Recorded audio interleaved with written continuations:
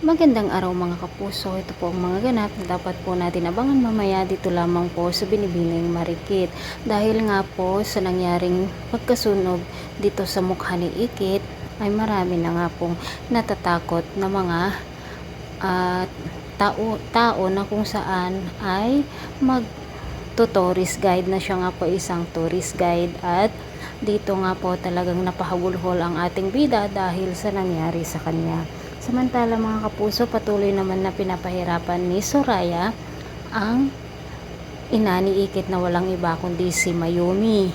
At ito pa po mga kapuso, pumunta nga po si Soraya doon sa resorts nina Mateo at maging investor pa ito mga kapuso. Nakipag-shake hand nga po siya dito kay Ikit at dito nga po nakita ni Ikit ang balat ng kanyang kamay at naalala nga po niya noong kinuha o dinukot sila ng mga tauhan ni Soraya at dito malalaman kaya nila na si Soraya at ang kapatid ni Rika ay iisa.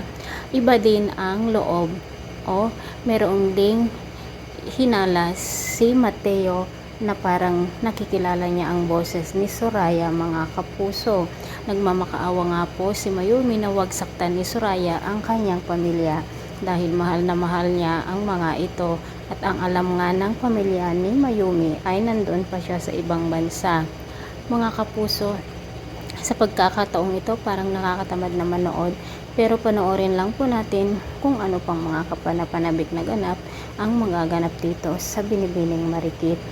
Kung sino kaya ang magligtas o makatakas kaya si Mayumi dito sa kamay ng malupit at bruhildang si Soraya.